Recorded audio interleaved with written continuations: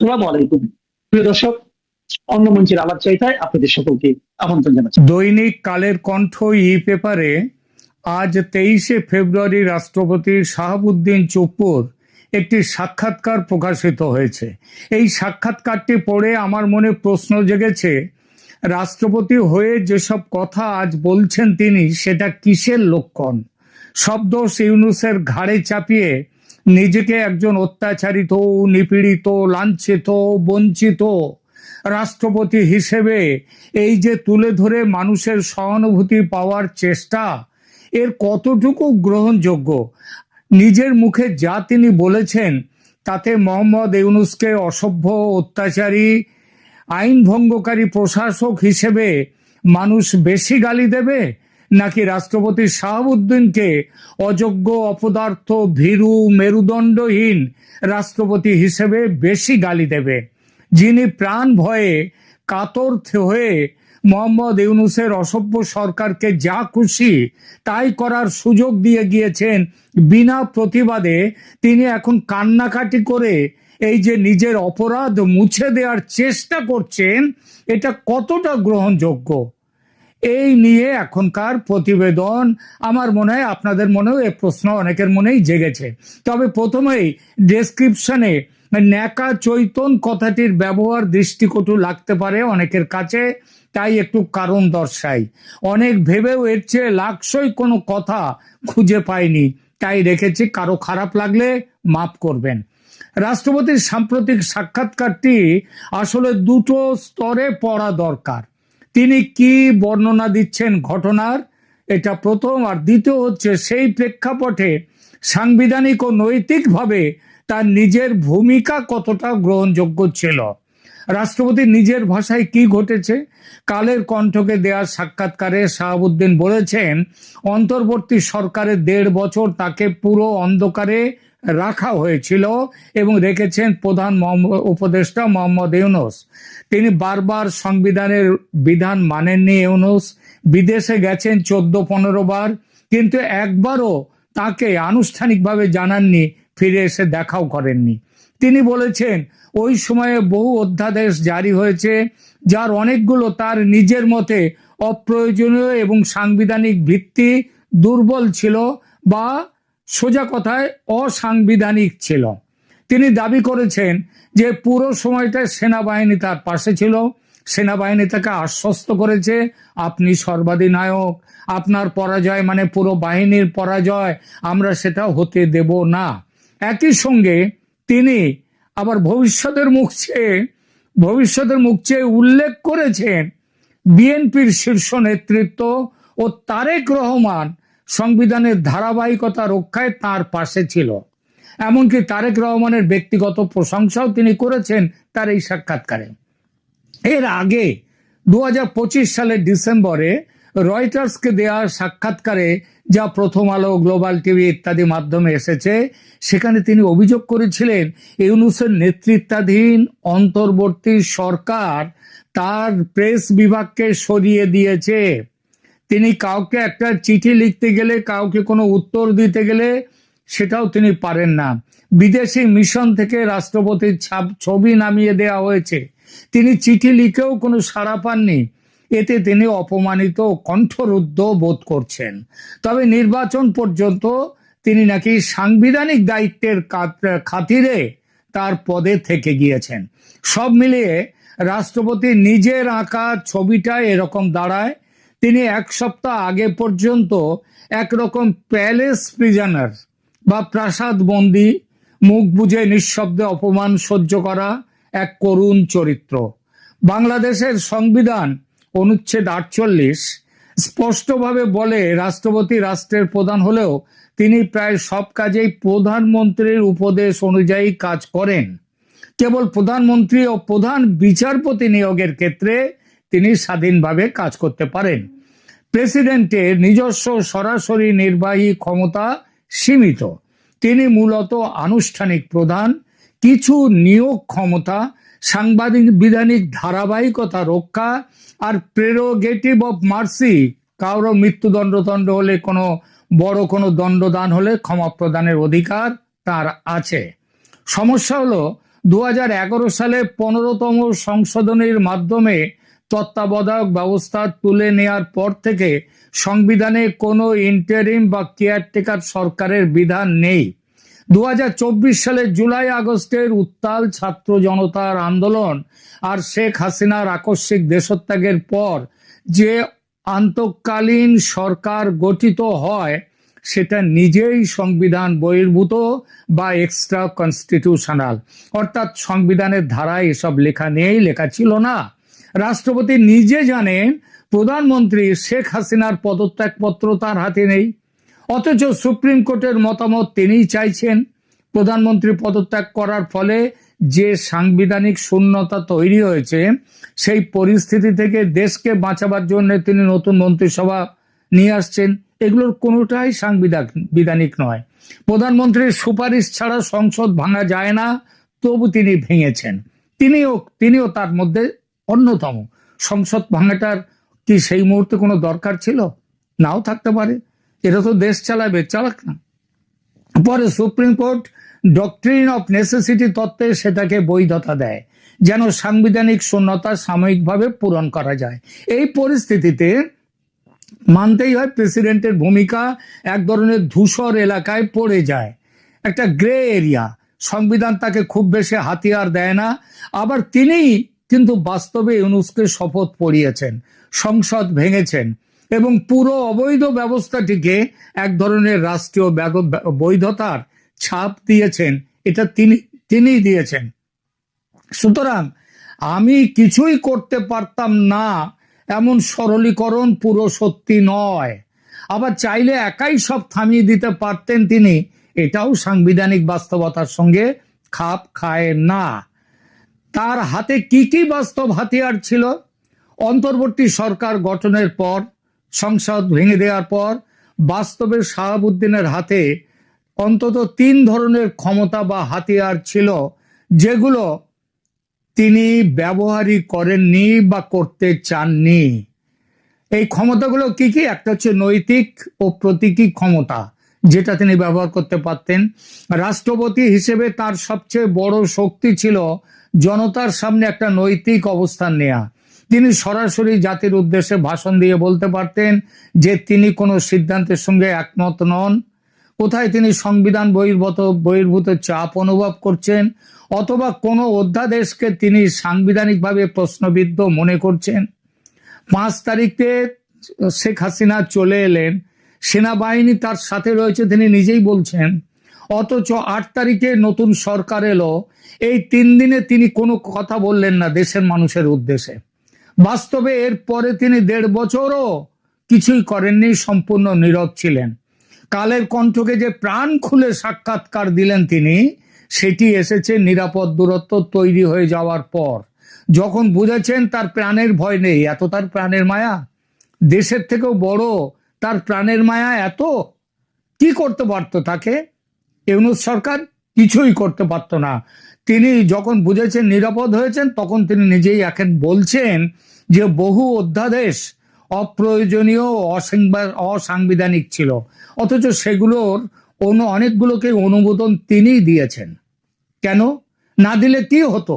সংসদ না থাকলে আইন প্রণয়নের মাধ্যমে অনেক বেশি সতর্ক থাকার দায়িত্ব তারই ছিল, অথচ তিনি সেগুলোর অনেকগুলোকেই, ওই বহু অধ্যাদেশ যাদেরকে এখন অসাংবিধানিক বলছেন, সেই অধ্যাদেশগুলোকে তিনি কিন্তু সেগুলোকে স্বাক্ষর করেছেন, অধ্যাদেশ জারি করেছেন তিনি এটা না করে তিনি তো অন্তত সুপ্রিম কোর্টের পরামর্শমূলক মতামত চাইতে পারতেন, কালক্ষেপ করতে পারতেন, সাংবিধানিক সংকটের কথা স্পষ্ট ভাষায় আদালতের সামনে তুলতে পারতেন।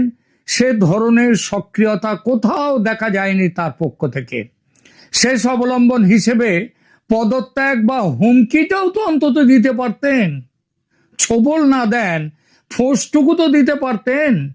রয়টার্সকে দেওয়া সাক্ষাৎকারে তিনি নিজেই বলেন তার ছবি সরানো হয়েছে, প্রেস বিভাগ কেড়ে নেওয়া হয়েছে, ইউনূসকে চিঠি লিখেও সাড়া পাননি তিনি খুব অপমানিত বোধ করেছেন। তবু নির্বাচন পর্যন্ত থেকে যাওয়াকেই নিজের কর্তব্য বলে মনে করেছেন। একজন রাষ্ট্রপতি যখন নিজেই ঘোষণা করেন যে তিনি কার্যত নিষ্ক্রিয়, অপমানিত, তখন তার পদত্যাগ বা প্রকাশ্য পদত্যাগ হুমকি, এই হুমকি হতে পারত সবচেয়ে বড় রাজনৈতিক বার্তা, যা দেশি বিদেশি এমনকি সেনাবাহিনী ও রাজনৈতিক দলগুলোর ওপর প্রবল চাপ সৃষ্টি করত। তিনি তা না করে চুপ করে থেকেছেন, চুপ করেছিলেন, নিরাপদ খেলাটাই বেছে নিয়েছেন। ভেতরে ভেতরে তথাকথিত ক্ষোভ জমিয়ে রেখেছেন, কিন্তু বাস্তবে পদ আঁকড়ে থেকেছেন। শেষে নিরাপদ সময় আসার পর সাক্ষাৎকারে সব ক্ষোভ উগরে দিচ্ছেন। অথচ এই তিনিই আবার সাক্ষাৎকারে বলছেন কি না, সেনাবাহিনীর 3 বাহিনীর প্রধান তার পাশে ছিলেন, তাকে সরাতে তারা বাধা দিয়েছেন, তাকে নিয়মিত মনোবল জুগিয়েছেন। তারপরেও ইউনূসকে এত ভয়? কারো যদি সত্যিই মনে হয় তার পেছনে সেনাবাহিনী আছে, বিএনপির মতো বড় দলের সমর্থন আছে, তাহলে তার পুরোটা অসহায় হয়ে থাকার ব্যাখ্যাটা কি খুব জোরালো হয়? মানুষ কি সেটা বিশ্বাস করবে? এটা তার, তিনি যা বলেছেন আর তিনি এতদিন ধরে যা করে এসছেন, এই যে ব্যাপারটা, এটা কি দুর্বল হয়ে যায় না? অর্থাৎ তিনি একদিকে সুপ্রিম কমান্ডার, সেনাবাহিনী ও প্রধান বিরোধী দলের সমর্থন আছে বলছেন, অন্যদিকে সাধারণ নাগরিকের অধিকার লঙ্ঘন, দমন পীড়ন, অনিয়মিত অধ্যাদেশ এবং অন্তর্বর্তী সরকারের বাড়াবাড়ির বিরুদ্ধে কোনো অদৃশ্য বা দৃশ্যমান প্রতিরোধ করতে পারছেন না, করেননি, কোনো অবস্থান তিনি নেননি। নৈতিক ও রাজনৈতিক এই দ্বৈত চরিত্র থেকেই তার দুর্বল মেরুদণ্ডের প্রশ্নটা বা মেরুদণ্ড না থাকার ব্যাপারটাই জোরালো হয়। রাষ্ট্রপতির কোনো মেরুদণ্ড বলে কোনো বস্তু ছিল না। শাহাবুদ্দিনের ভূমিকা তাহলে কি?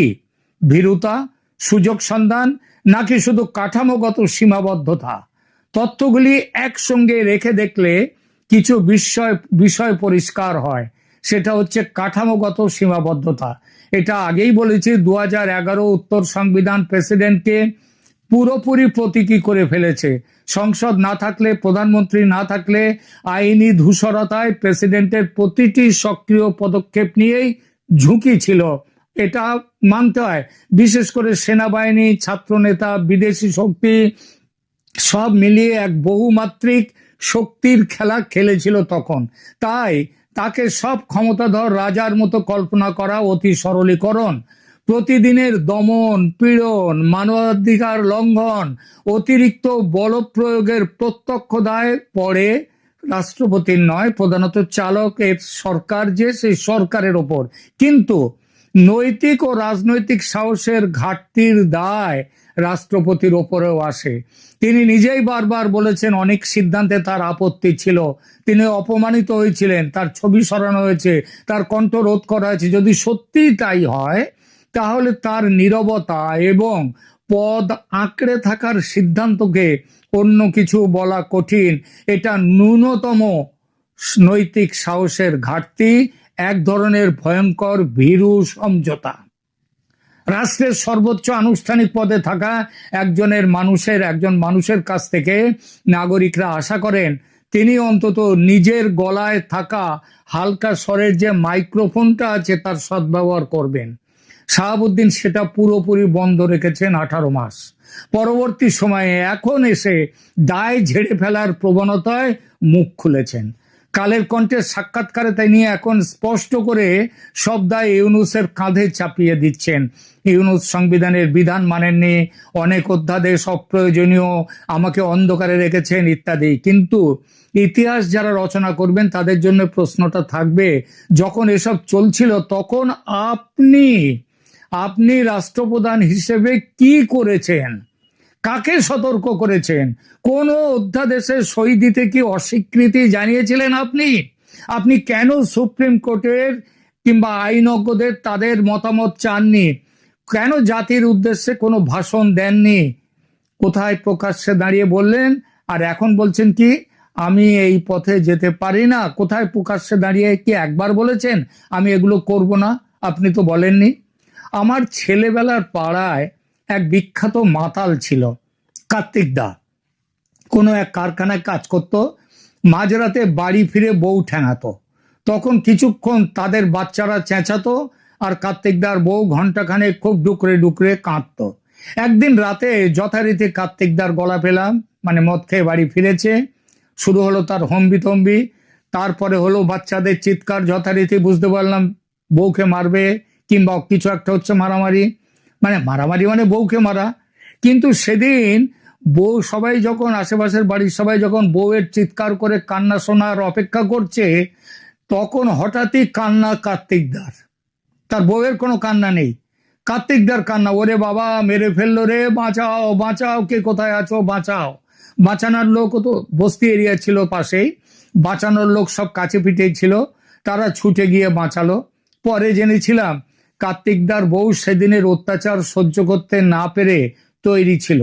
কয়লা ভাঙা যেই মারতে এসেছে, কয়লা ভাঙা হাতুড়ি দিয়ে মেরেছে এক গা, মাথায় পড়েনি, হয়তো মাথায় মারতেও চায়নি, তাহলে তো আবার বিধবা হয়ে যেতে হতো। ঘাড়ে পড়েছিল ঘা, হাসপাতালে যেতে হয়। ঘরে ফেরার মদ খেয়ে, এরপর থেকে মদ খেয়ে ঘরে ফিরে আর বউয়ের গায়ে হাত আর তুলত না কার্তিকদার বউয়ের যে সাহসটা ছিল সেটাও রাষ্ট্রপতি চুপ্পু 18 মাসেও দেখাতে পারেননি। ধন্যবাদ।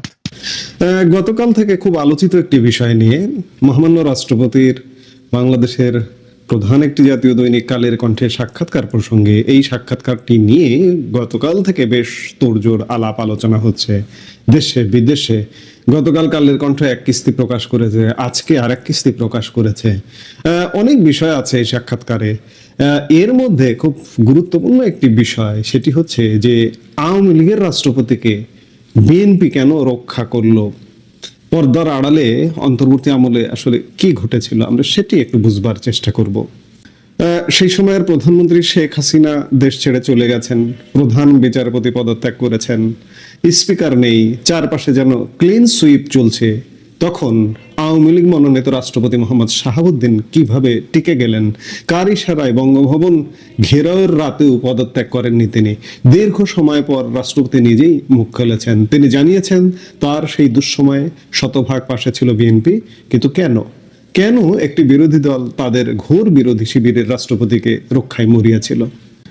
5 আগস্টের পরে বাংলাদেশে এক অভাবনীয় পরিবর্তন আসে। প্রশাসনের শীর্ষস্তর থেকে শুরু করে বিচার বিভাগ সবই পুনর্গঠিত হয়। কিন্তু একটি প্রশ্ন সবার মনে ছিল, রাষ্ট্রপতি মোহাম্মদ শাহাবুদ্দিন, যিনি সরাসরি আওয়ামী লীগের রাজনীতির সাথে যুক্ত ছিলেন, তিনি কি করে বহাল তবিয়তে রয়ে গেলেন? সাম্প্রতিককালে দৈনিক কালের কণ্ঠে দেওয়া সাক্ষাৎকারে রাষ্ট্রপতি স্পষ্ট করেছেন বিএনপি ও সশস্ত্র বাহিনীর সমর্থনে ছিল তার টিকে থাকার চাবিকাঠি। প্রেক্ষাপটটা লক্ষ্য করুন, ছাত্র জনতা, তথাকথিত ছাত্র জনতা, যখনই ছাত্র জনতা কথাটা আসে তখনই আমার মনে হয় যে এটা তথাকথিত। এই ছাত্র জনতার বিপ্লব, তথাকথিত বিপ্লব কথাটাও, বিপ্লব বলতে আসলে কিছু হয়নি, আমি বিশ্বাস করি না, আমি মনে করি না। বিপ্লবের পরেও যখন চারিদিকে সংস্কারের ডাক উঠছে, তখন প্রধান বিচারপতি ওবায়দুল হাসানকে পদত্যাগ করতে হয়েছে, স্পিকার শিরিন শারমিন চৌধুরীর আত্মগোপনে গিয়ে পদত্যাগপত্র পাঠাতে হয়েছে, অথচ রাষ্ট্রপতি পদে কোনো পরিবর্তন আসেনি। অন্তর্বর্তী সরকার ক্ষমতা গ্রহণের পর 2 দফায় রাষ্ট্রপতির পদত্যাগের জোরালো দাবি উঠেছিল, এমনকি বঙ্গভবন ঘেরাও করে ভেতরে ঢোকার চেষ্টাও হয়েছিল। কিন্তু শেষ পর্যন্ত মোহাম্মদ শাহাবুদ্দিন তার চেয়ারে টিকে আছেন কেন? এর উত্তর লুকিয়ে আছে বিএনপির রাজনৈতিক কৌশলে। রাষ্ট্রপতি শাহাবুদ্দিন কালের কণ্ঠকে বলেছেন, আমার দুঃসময়ে বিএনপির সহযোগিতা শতভাগ ছিল। তিনি আরো জানিয়েছেন, বিএনপির উচ্চপদস্থ নেতারা তাকে আশ্বস্ত করেছিলেন যে তারা কোনো অসাংবিধানিক উপায়ে রাষ্ট্রপতি অপসারণ চান না। সবচেয়ে চমকপ্রদ তথ্য হলো, রাষ্ট্রপতি বিএনপির বর্তমান নেতৃত্বের প্রশংসা করেছেন। বিশেষ করে তারেক রহমান সম্পর্কে তিনি বলেছেন, হি ওয়াজ সো কর্ডিয়াল। অর্থাৎ পর্দার আড়ালে বিএনপির সর্বোচ্চ পর্যায়ের সাথে রাষ্ট্রপতির এক ধরনের সমঝোতা বা বোঝাপড়া তৈরি হয়েছিল সাংবিধানিক ধারাবাহিকতা রক্ষার প্রশ্নে। কেন এই সমঝোতা তৈরি হয়েছিল? এখানে 3টি প্রধান কাজ করেছে বলে মনে হয়। সাংবিধানিক সংকট এড়ানো, বিএনপি নেতারা ভয় পেয়েছিলেন যে রাষ্ট্রপতি পদ শূন্য হলে একটি বড় ধরনের সাংবিধানিক শূন্যতা তৈরি হবে, তখন অন্তর্বর্তী সরকারের মেয়াদ এবং বৈধতা নিয়ে প্রশ্ন উঠতে পারে। বিএনপি চেয়েছিল সবকিছু যেন সংবিধানের কাঠামোর মধ্যে থাকে। দ্রুত নির্বাচনের নিশ্চয়তার জন্য বিএনপি রাষ্ট্রপতিকে সুরক্ষা দিয়েছিল। বিএনপির একমাত্র লক্ষ্য ছিল দ্রুত নির্বাচন। তারা জানতো যদি রাষ্ট্রপতি অপসারণ নিয়ে দেশে বিশৃঙ্খলা তৈরি হয় তবে নির্বাচন আরো পেছিয়ে যাবে। রাষ্ট্রপতির থাকাটা ছিল নির্বাচনের দিকে এগিয়ে যাওয়ার একটি সেফ প্যাসেজ। 3 নম্বরে যেটি গুরুত্বপূর্ণ ছিল সেটি হচ্ছে অসাংবিধানিক শক্তির উত্থান ঠেকানো। বিএনপি মনে করেছিল যদি রাজপথের চাপে রাষ্ট্রপতিকে সরানো হয় তবে ভবিষ্যতে যে কেউ একইভাবে চাপ দিয়ে ক্ষমতা ওলটপালট করতে পারে। তারা প্যান্ডোরার বক্স খুলতে চায়নি। সাক্ষাৎকারে রাষ্ট্রপতি বেশ কিছু গুরুতর অভিযোগ এনেছেন। তিনি বলেছেন প্রধান উপদেষ্টার প্রেস উইং রাষ্ট্রপতির প্রেস উইং বন্ধ করার ব্যবস্থা নিয়েছিল। বিদেশে রাষ্ট্রপতির ছবি নামিয়ে ফেলা হয়েছে তাকে না জানিয়ে। সরকার প্রধান বিদেশ সফর থেকে ফিরে রাষ্ট্রপতিকে কোনো আপডেট দেন, যা দীর্ঘদিনের রাষ্ট্রীয় প্রথা। এই অভিযোগগুলো প্রমাণ করে যে বিএনপি তাকে সমর্থন দিলেও অন্তর্বর্তী সরকারের সাথে রাষ্ট্রপতির সম্পর্ক মোটেই সুখকর ছিল না। ইতিহাস বড়ই বিচিত্র। যে রাষ্ট্রপতি আওয়ামী লীগের মনোনীত হয়ে বিনা প্রতিদ্বন্দ্বিতায় নির্বাচিত হয়েছিলেন তাকে শেষ পর্যন্ত রক্ষা করলো আওয়ামী লীগেরই প্রধান প্রতিদ্বন্দ্বী দল বিএনপি।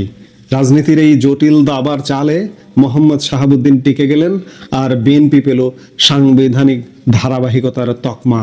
এখন প্রশ্ন হলো এই অবস্থান কি বিএনপির জন্য দীর্ঘমেয়াদে লাভজনক হবে, নাকি রাষ্ট্রপতির এই স্বীকারোক্তি নতুন কোনো বিতর্কের জন্ম দেবে? আরো কিছু কথা না বললেই নয়, এই যে রাষ্ট্রপতির সাক্ষাৎকার নিয়ে বা রাষ্ট্রপতির গত 1.5 বছরের অবস্থান নিয়ে একদল লোক নেতিবাচক আলাপ করছেন।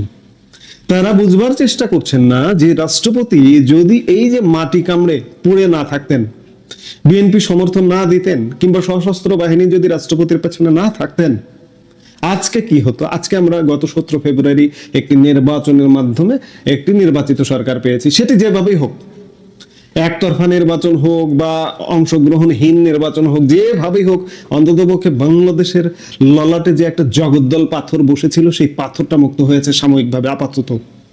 এখানেই স্বস্তি। এই স্বস্তি থেকে মুক্তিও আছে পেছনে, একটু খুঁজে দেখুন পেছনে মুক্তি আছে। কিন্তু একদল লোক বলছেন যে রাষ্ট্রপতি গত 1.5 বছরে আওয়ামী লীগের নিয়োগ প্রাপ্ত রাষ্ট্রপতি, আওয়ামী লীগ নিয়োজিত রাষ্ট্রপতি আওয়ামী লীগের জন্য কিছু করেনি। আওয়ামী লীগের জন্য কি করার আছে? এর চেয়ে বড় কি করার আছে? তিনি যে চলে যাননি, তিনি যে থেকে গেছেন, এটাই তো আওয়ামী লীগের সবচেয়ে বড় অর্জন, আওয়ামী লীগের সবচেয়ে বড় স্বার্থ। আওয়ামী লীগের এই স্বার্থ, এই অর্জনকে সামনে রেখে, এই অর্জনের উপর ভর করে আওয়ামী লীগের সামনে বিরাট সাফল্য আসতে পারে। আজকে যদি রাষ্ট্রপতি চলে যেতেন, ধরুন একটা রাষ্ট্রপতি চলে গেলে একটা বিপ্লবী সরকার গঠিত হতো, তাহলে কি হতো? আজকে তালেবানের অবস্থা দেখুন। 2021 সালে তালেবান দায়িত্ব নিয়েছে, 5 বছর হয়ে গেল, আজ পর্যন্ত পৃথিবীর কেউ তাকে স্বীকৃতি দেয়নি। তালেবান সরকার একঘরে সরকার। আজকে যে নির্বাচনের মাধ্যমে, ওই যে বললাম যে বিতর্কিত নির্বাচনের মাধ্যমে সরকারটা গঠিত হয়েছে, এই সরকারকে ইতিমধ্যে পৃথিবীর সব দেশ, মার্কিন যুক্তরাষ্ট্র থেকে শুরু করে আমাদের প্রতিবেশী ভারত থেকে শুরু করে সবাই স্বীকৃতি দিয়েছে। কিন্তু ওই যে একটা অনির্বাচিত সরকার যদি আপনার রাষ্ট্র ক্ষমতায় বসে যেত দীর্ঘমেয়াদে 5 বছর 10 বছরের জন্য, তখন কি পরিণতিটা হতো? এই পরিণতিটা থেকে বাঁচিয়েছে সামনে থেকে মহামান্য রাষ্ট্রপতি দাঁত কামড়ে পড়ে থেকে, পেছনে সাহস দিয়েছে বিএনপি, পেছনে সাহস দিয়েছে সশস্ত্র বাহিনী। রাষ্ট্রপতির প্রতি কৃতজ্ঞতা জানানো উচিত, বিএনপির প্রতি কৃতজ্ঞতা জানানো উচিত, সশস্ত্র বাহিনীর প্রতি কৃতজ্ঞতা জানানো উচিত। অথচ জ্ঞান পাপীরা বলছেন যে আওয়ামী লীগের রাষ্ট্রপতি আওয়ামী লীগের জন্য কিছু করেননি। আওয়ামী লীগের জন্য যা করেছেন, আওয়ামী লীগের জন্য ফিরে আসার রাস্তা তৈরি করেছেন বিএনপি ক্ষমতা আসার মাধ্যমে। আজকে যে কথাগুলো বলছি, কয়েক মাসের মধ্যে এই আলাপগুলো মিলিয়ে নেবেন। রাষ্ট্রপতিকে কেন বিএনপি রক্ষা করেছে? আজকে বিএনপিও ধ্বংস হয়ে যেত। বিএনপিও আজকে আওয়ামী লীগের যে অবস্থা, বিএনপিরও সেই অবস্থা হতো রাষ্ট্রপতিকে যদি রক্ষা না করতো। রাষ্ট্রপতিকে রক্ষা করার কারণে আজকে বিএনপি বেঁচে গেছে, দেশ বেঁচে গেছে, আর সশস্ত্র বাহিনী বেঁচে গেছে, বাংলাদেশ বেঁচে গেছে, আওয়ামী লীগ বেঁচে গেছে। আওয়ামী লীগ এই মুহূর্তে ক্ষমতায় নেই, ক্ষমতায় আসতে কতক্ষণ? আওয়ামী লীগকে এই যে যারা সমালোচনা করছেন, তারা কি সারা জীবন ক্ষমতায় থাকতে চান? আপনি খারাপ কাজ করলে আপনার ক্ষমতার বাইরে যেতে হবে, ভালো কাজ করলে ক্ষমতায় আসতে হবে। এটাই তো রাজনীতির সৌন্দর্য। যাই হোক, বিএনপি রাষ্ট্রপতিকে রক্ষা করেছে সামগ্রিক কল্যাণে, এবং আমরা ধীরে ধীরে কল্যাণের দিকে যাব বলেই প্রত্যাশা করি। আমরা অনেক কিছু থেকে বেঁচে গেছি। বাজেবার প্রক্রিয়ায় আছি। সামনে আরো কিছু ঘাত প্রতিঘাত থাকতে পারে, কিন্তু আমরা সোজা কথা একটা রাস্তায় আছি। রাস্তায় আমাদের গাড়িটা চলছে। এখন গাড়িটা কোন জায়গায় গিয়ে থামবে বা গাড়িটা কন্টিনিউ করবে কিনা সেটি সময় বলে দেবে। এই মুহূর্তে এ পর্যন্তই।